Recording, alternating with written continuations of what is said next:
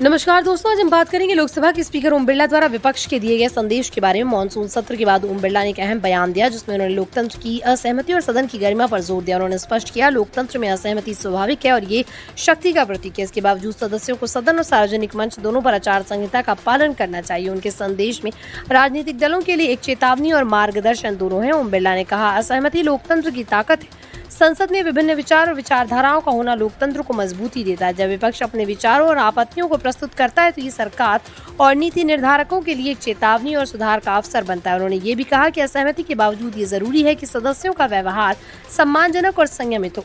विरोध करना लोकतंत्र का अधिकार है, लेकिन उसे आदर्श और मर्यादित तरीके से किया जाना चाहिए। स्पीकर ने स्पष्ट किया कि सदन की गरिमा को बनाए रखना हर सदस्य की जिम्मेदारी है। उन्होंने कहा कि सदन के अंदर और बाहर सभी सदस्य आचार संहिता और शिष्टाचार का पालन करें।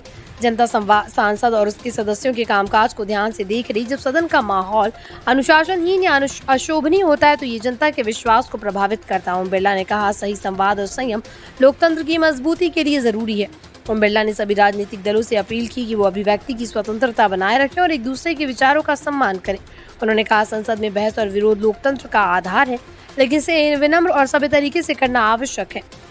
उन्होंने ये भी जोड़ा कि सदस्य अपने भाषण और कार्यों में संयम रखे ताकि जनता में सकारात्मक संदेश जाए। उनके अनुसार ये संदेश लोकतंत्र की जड़ों को मजबूत करेगा।